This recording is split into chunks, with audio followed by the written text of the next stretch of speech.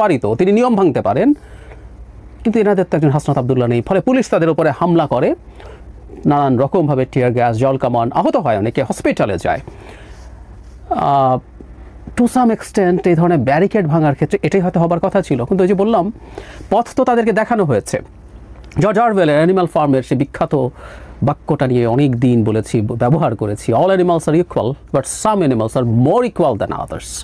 হাসনাত আবদুল্লাহরা more equal. তারা শেষ বেষ্টনী, নিরাপত্তা বেষ্টনী ভাঙতে পারেন, এবং তার জন্য খুব জোর জবরদস্তিও না, মোটামুটি ছেড়ে টেড়ে দেওয়া হয়। তারপরে শাহবাগে যেতে পারেন, শাহবাগ ব্লক করতে পারেন, কিন্তু সবার আবার অত সৌভাগ্য হয় না। এই যে আমরা দেখলাম, তিনি আর এটা চলো চলো যমুনা চলো এই স্লোগান দিয়ে নাকি আর এভাবে চলে যাওয়া যাবে না। And he got so surprise যে এত দূর থেকে রাস্তা দিয়ে কিভাবে তারা এসে হাজির হলেন। আমি তার বক্তব্যটা শুনছিলাম এবং তিনি বেশ কঠোর নির্দেশনা দিয়েছেন।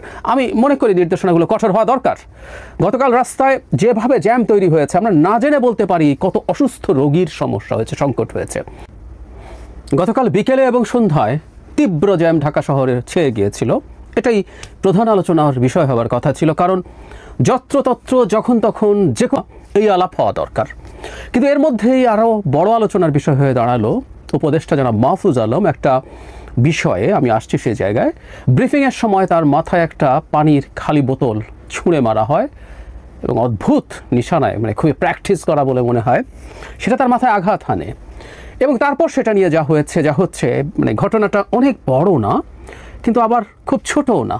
আমরা খুব হার্মফুল কিছু দিয়ে তাকে আঘাত করার চেষ্টা হয়েছে সেটা বলছি না, করা হয়নি, কিন্তু যা হয়েছে সেটার খুব সুদূর প্রসারী ইম্প্যাক্ট আছে। কারণ তিনি তার ব্রিফিংয়ের সময়ই এই ব্যাপারে কাদেরকে তিনি সন্দেহ করেন। আমরা দেখব বহু সময় যখন কোনো এই ধরনের ফৌজদারি অপরাধ ঘটে, মারামারির ঘটনা ঘটে, হত্যার ঘটনা ঘটে, তখন পুলিশ জানতে চায় যে আপনি কাউকে সন্দেহ করেন কিনা, চুরি হলে, ডাকাতি হলে, এগুলো থাকে।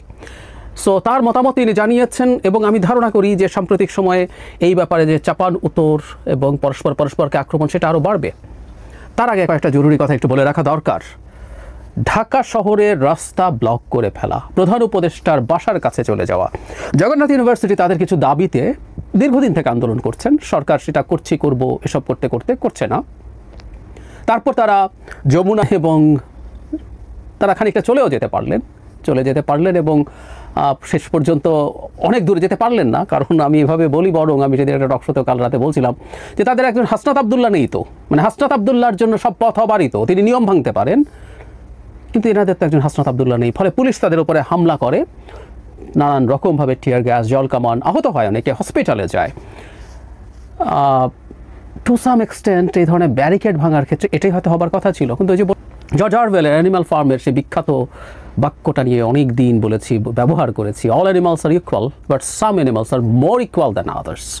হাসনাত আবদুল্লাহরা মোর ইকুয়াল। তারা শেষ বেষ্টনী, নিরাপত্তা বেষ্টনী ভাঙতে পারেন, এবং তার জন্য খুব জোর জবরদস্তিও না, মোটামুটি ছেড়ে টেড়ে দেওয়া হয়। তারপরে শাহবাগে যেতে পারেন, শাহবাগ ব্লক করতে পারেন, কিন্তু সবার আবার অত সৌভাগ্য হয় না। এই যে জগন্নাথের স্টুডেন্টদের উপরে হামলা করা হলো, এবং যারা মাহফুজ আলমকে আমরা দেখলাম, তিনি আর এটা চলো চলো যমুনা চলো এই স্লোগান দিয়ে নাকি আর এভাবে চলে যাওয়া যাবে না। And he got so surprise যে এত দূর হলেন। আমি তার বক্তব্যটা শুনছিলাম এবং তিনি বেশ কঠোর নির্দেশনা দিয়েছেন।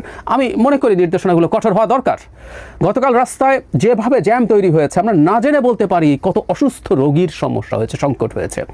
একটা ভিডিও আমাদের সামনে ছড়িয়ে পড়েছে, আমরা হয়তো দেখেছি। শাহবাগীয় পরে ডিপ্লোমা নার্সরা রাস্তা যখন ব্লক করে, মানে দাবি কোনো বিষয় না, কেমন দাবি সেটা বিষয় না, দাবি একটা করে ফেললেই হবে, এবং সরকারকে যদি চাপ প্রয়োগ করা যায় সেটার ধরে ফলাফল পাওয়া যেতেও পারে। কারণ দীর্ঘদিন থেকে এটা কাজ করেছে। এমনকি সাম্প্রতিক সময় আওয়ামী লীগ নিষিদ্ধ করার তো দেখানো গেছে, এবং এর আগেও একই ঘটনা ঘটছিল।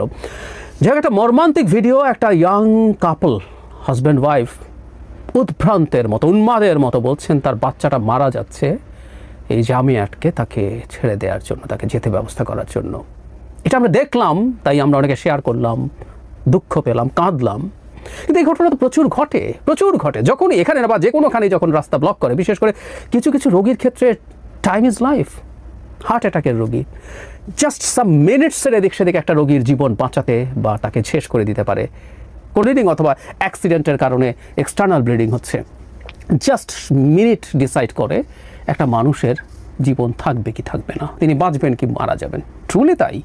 জাস্ট হসপিটালে যাওয়ার সাথে এদিক সেদিকের মধ্যে এটা হয়ে যায়। অ্যাকিউট অ্যাজমা,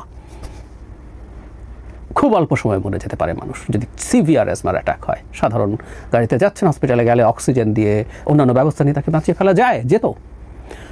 এসব ঘটনা ঘটছে, এসব বর্বরতা ঘটছে আমাদের সমাজে দীর্ঘদিন থেকে। এই পারতে হবে সরকার প্রশাসক, তাকে অনেক সময় কঠোর পদক্ষেপ নিতে হবে। যে কোনো কিছু দিয়ে রাস্তা ব্লক করে ফেলা যাবে না। তিতুমির কলেজ একবার তাদের ভার্সিটি করা নিয়ে দফায় দফায় এই কাজ করতে গিয়ে বহু জনভোগান্তি তৈরি করেছে। কিন্তু ওই যে বললাম, কাউকে আমি করতে দেব, কাউকে দেব না। আওয়ামী লীগ নিষিদ্ধ করার জন্য হাসনাত আবদুল্লাহ চলে যেতে পারেন, এটা স্টেট না, এটা স্টেট না। একটা স্টেটে হাসনাত আবদুল্লাহ না আর কেউ, যে আইনটা আছে যে এই ব্যারিয়ার, এই ব্যারিকেড ভাঙা যাবে না, ভাঙা যাবে না। আর শুধু যমুনার এত কাছে গিয়ে তারা জমায়েত করেছেন, অত কাছে দূরেই থাকুক, অত এলাকাতে করে প্রজ্ঞাপন দেওয়া আছে। একটা স্টেট আইনে চলে এবং আইন সবার জন্য সমান। শুনতে অদ্ভুত শোনায়, হাস্যকর শোনায়, কেতাবি শোনায়, কিন্তু এটা যে করবে না সেটা স্টেট থাকবে না। তখন স্বাভাবিকভাবে যেটা হয়, তখন দেখছে যে হাসনাত আবদুল্লাহরা যেতে পারছেন, বল প্রয়োগ করে তার দাবি আদায় করতে পারছেন, তাহলে জগন্নাথের দাবি লজিক্যাল বা ইলজিক্যাল, আমি ডিবেটে ঢুকছি না। আমার কাছে তিনটার মধ্যে অন্তত একটা দুটো বেশি লজিক্যাল মনে হয়েছে, আমি ওদিকে যাচ্ছি না। কিন্তু ডিপ্লোমা নার্সেসদের যে দাবি আমার লজিক্যাল মনে হয়েছে, তিতুমির কলেজের যে দাবি, আমি সবগুলোকে ইলজিক্যাল দাবি মনে করি। মানে বহু লজিক্যাল ইলজিক্যাল প্রশ্ন না, এটা এখন বল প্রয়োগের ইস্যু হয়ে দাঁড়িয়েছে, চাপ প্রয়োগের ইস্যু হয়ে দাঁড়িয়েছে। করলেই এটা করা যায়, সো এটা হবে না কেন?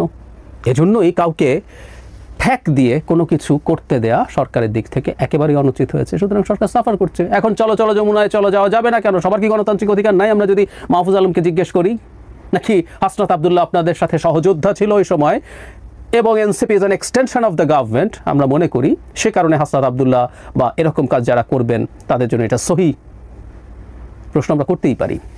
যাই হোক, যারা মাহফুজ আলমের উপরে যে ঘটনাটা হয়েছে, দীর্ঘদিন মানে বেশ কিছুদিন থেকে, উনি অবশ্যই পুরো 8 মাস নিজে যে টার্গেটেড হয়েছেন সেই কথাটা বলছেন, কিন্তু কিছুদিন থেকে তার উপরে এই আক্রমণ ভয়ঙ্কর পর্যায়ে চলে গেছে। এবং তার ভাষ্যে তিনি শিবির বা জামায়াতকে দায়ী করেছেন। এটা আমি বুঝেছি, আমি বলছি না উনি সেটা বোঝানোর চেষ্টা করেছেন। তিনি কিছু ইঙ্গিত দেওয়ার চেষ্টা করেছেন, তিনি সাংবাদিক এবং প্রশাসনকে খুঁজে বের করতে বলছেন, কিন্তু তার ইঙ্গিতটা ওই দিকে ছিল। কনটেক্সটটা অবশ্য তাই বলে, কনটেক্সটটা এই কারণে বলছি, তার সাথে শিবিরের উনি 71-কে নিয়ে একটা স্টেটাস দিয়েছিলেন, কোথাও জামাত শিবির উল্লেখ ছিল না। রাজাকার, স্বাধীনতা বিরোধিতা এগুলো ছিল। কেন যেন জামাত শিবিরের লোকজন খেপে গেল, তার বিরুদ্ধে দিয়েছেন, যেটা মুছে ফেলেন। আমি কোনো একটা টক শোতে বলেছি যে সেটাতেও জামাত শিবির উল্লেখ ছিল, এটা ভুল হয়েছে, শিবির উল্লেখ ছিল। আমি আবার দেখলাম কেউ একজন আমাকে কমেন্ট করে এটা ধরিয়ে দিয়েছেন, আমি তাকে ধন্যবাদ জানাই। তো পরে যেটা হলো, শিবির সামষ্টিকভাবে তার উপরে আক্রমণ করতে শুরু করলো, তাকে ভারতের দালাল ট্যাগ দিতে শুরু করলো, এবং আরও ভয়ঙ্কর। এবং একটা মাদ্রাসা, যে মাদ্রাসাটা শিবিরের খুবই শক্তিশালী বা স্ট্রং হোল্ড আছে বলে বিশ্বাস করা হয়, তামিরুল মিল্লাত মাদ্রাসা, সেই মাদ্রাসায় একটা গরুর গায়ে মাহফুজ আলম লিখে তাকে জবাই করা হয়েছে বলেও খুবই বিভৎস চর্চা এগুলো।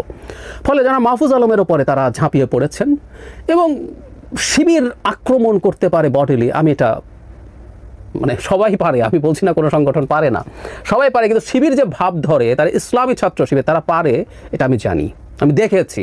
আমি বহুবার বলেছি, আমি চিটাগংয়ে যে কলেজে পড়েছি, আমি খুব কাছ থেকে শিবির দেখেছি। বন্ধু বান্ধবরা যারা চিটাগং ইউনিভার্সিটিতে পড়েছে তারা জানেন। এবং তাদের এই আচরণের একটা বহিঃপ্রকাশও খুব চমৎকারভাবে কমেন্ট বক্সগুলোতে দেখবেন। আমি যখনই জামাত শিবির নিয়ে রাইট আছে, আমার সেই সমালোচনা ভুলও হতে পারে, কিন্তু কেউ সমালোচনার জবাব দেবেন না, স্রেফ গালিগালাজ করবেন। আঘাত করার পর্যন্ত আহ্বান আছে আমার মন্তব্যে যখন আমি এই ধরনের ভিডিও করি। সুতরাং যারা এটা দিতে পারেন তারা এটা করতেই পারেন, খুবই পারেন, এবং একটা ভীতি তৈরির চেষ্টা তারা করতে পারেন যে তাদের বিরুদ্ধে দাঁড়ালে কিন্তু বিপদ আছে। কারণ এখানে অনেক বড় কিছু ঘটে যেতে পারত। আমি আবারও বলছি, আমি বলছি না এটা শিবিরই করেছে, এটা অন্য কেউ করে থাকতে পারে, সেটা আমি যাচ্ছি না। কিন্তু জনাব মাহফুজ আলম যে এটাকে দায়ী করছে, এটা আমি উড়িয়ে দেই না, সত্যিই উড়িয়ে দেই না। কিন্তু যে ঘটনাটা ঘটলো, যদি তারা করে নাও থাকেন, যেন মাহফুজ আলম যে কনটেক্সটের মধ্যে আছেন তার তো এটা মনে করারই কথা। তিনি তো দেখেছেন তাকে নিয়ে কি করছে না করছে, যে স্ট্যাটাসটা দিয়ে তিনি মুছে ফেললেন, তার আগে তো তার ঘটনা ঘটেছে, তারপরে মিথ্যা আরোপ করা হয়েছে। আমি তো এটা নিয়ে ভিডিও করে দেখিয়েছি যে তিনি নাকি আওয়ামী লীগকে নিষিদ্ধ করার বিরুদ্ধে অবস্থান নিয়েছেন, যেটা নিয়ে ইভেন তার সহকর্মী অন্যতম উপদেষ্টা আসিফ মাহমুদ সজীব ভুঁইয়া ক্ল্যারিফাই করতে হয়েছে। তো এগুলো করে তো তার উপরে আক্রমণ, এমনকি তার স্ট্যাটাসে দেখা গেছে তার পরিবারের উপরও আক্রমণ করা হয়েছে। আমি দেখিনি কী হয়েছে, আমি তার স্ট্যাটাস দেখে বুঝলাম উনি মেজাজ হারিয়েছেন। এই মেজাজ হারানোর বিরুদ্ধে আমি কথা বলেছি, কিন্তু কনটেক্সটটা তো তৈরি আছে, এবং এটা একটা নতুন মাত্রা যুক্ত করলো যেটা মাহফুজ আলমের সাথে জামায়াত শিবিরের। কারণ এটা নিয়ে বলছি, আমি আসলে ওনাকে এনসিপির মানুষ মনে করি, আমি খোলাখুলি কথা বলতে পছন্দ করি। টেকনিক্যালি নন, তিনি সরকারে আছেন, দলের সাথে কোনো যোগাযোগ আছে বলে আমরা প্রকাশ্যে জানি না, কোনো পদ নেই, তারপরে বলছেন, আমি বলছি। সো এনসিপির যে একটা এক্সটেন্ডেড ডিবেট এবং ফাইট শুরু হয়েছে জামায়াতের সাথে, অন্তত ভিজিবল যেটা আমাদের সামনে, সেটার একটা নতুন ডাইমেনশন যুক্ত হলো। আমরা এর সাথে একটা জিনিস একটু যোগ করে রাখি, সরকারকে আসলে সতর্ক হতে হবে। এটা জামায়াত শিবির করুক বা আওয়ামী লীগ ঢুকে করুক বা সাধারণ কেউ করুক, এই দেশটায় এখন আসলে অর্ডার পুনঃস্থাপন করা জরুরি। উপদেষ্টাদের তাদের নিরাপত্তা আরও নিশ্চিত করা দরকার। এবং মাহফুজ আলম, আমি তাকে নিয়ে আলাদা একটা ভিডিও করেছি, আমি তার ব্যাপারে তার অনেক কিছুতে ক্রিটিক্যাল থাকলেও তার এই অবস্থানগুলো যেগুলো উনি বক্তব্যে দিচ্ছেন, বাক্যে দিচ্ছেন, তার সে রাইট আছে। সে একই জিনিস এখন পাল্টা বাক্যের লড়াই হবে, পাল্টা ডিবেট হবে, সেই জিনিসগুলোই দেখতে চাই। গণতান্ত্রিক সমাজ মানে সেটা। সুতরাং আমরা তার কথার জবাব এভাবেই হবে, এই পাল্টা এই জিনিসগুলো যদি কেউ করে, এসব রাজনীতি, এসব চর্চা